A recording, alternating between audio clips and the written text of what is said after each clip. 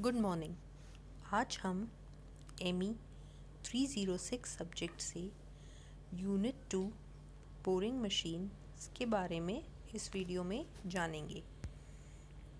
जो कंटेंट्स हैं these are introduction of boring machine, principle of boring and classification of boring machine.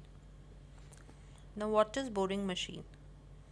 A boring machine is one of the versatile machine tool. It is used to bore holes in large and heavy parts such as engine frames, machine housings, etc., which are impossible to hold and rotate in an engine lathe or a drilling machine.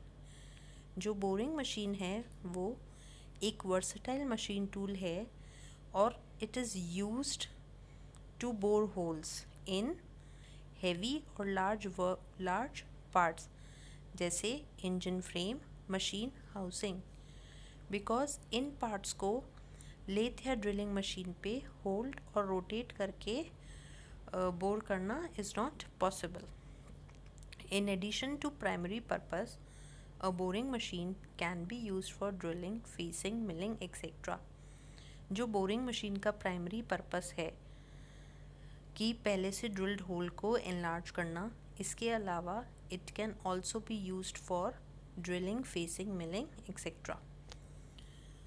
अगर simple attachments को use किया जाए boring machine पे तो boring machine को further काम में ले सकते हैं for screw cutting, turning, planetary grinding और gear cutting. Now working principle of boring. Boring is a process of enlarging a drilled hole by using a single point cutting tool called as boring tool, and it is mounted on a bar called boring bar. आप सब जानते हैं कि drilling जो है वो एक operation है जिसके थ्रू वर्क पीस के ऊपर होल बनाया जाता है, और जो बोरिंग है वो ड्रिलिंग के बाद का ऑपरेशन है। तो जो पहले से बनाया गया होल है उसको जो एनलार्ज करने का प्रोसेस है दैट इज़ बोरिंग, और ये एक सिंगल पॉइंट कटिंग टूल के थ्रू किया जाता है जिसे बोरिंग टूल कहते हैं, और ये बोरिंग टूल जिस बार के ऊपर माउंट होता है उस बार को कहते हैं बोरिंग बार। ना इसमें बोरिंग जो प्रोसेस है इस पे either a rotating tool is fed in stationary workpiece or tool is stationary and rotating workpiece is fed in it to bore a previously drilled hole.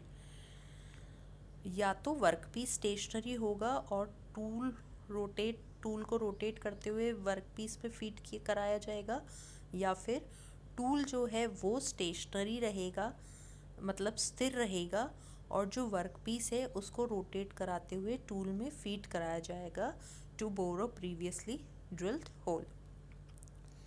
जो बोरिंग ऑपरेशन है it is use to finish a drilled hole to accurate size.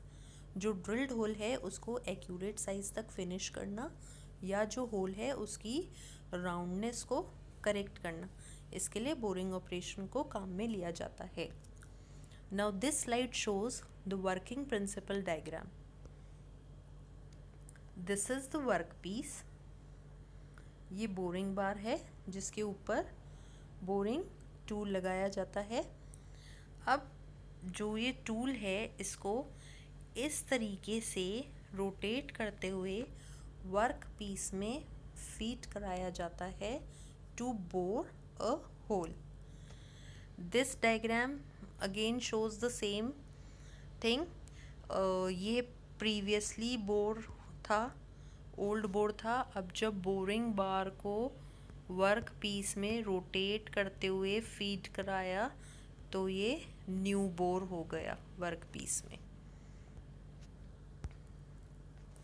Now next is classification of boring machines. Boring machine को following basis पे boring machine को following तरीके से classify किया जाता है: horizontal boring machine, vertical boring machine and jig boring machine.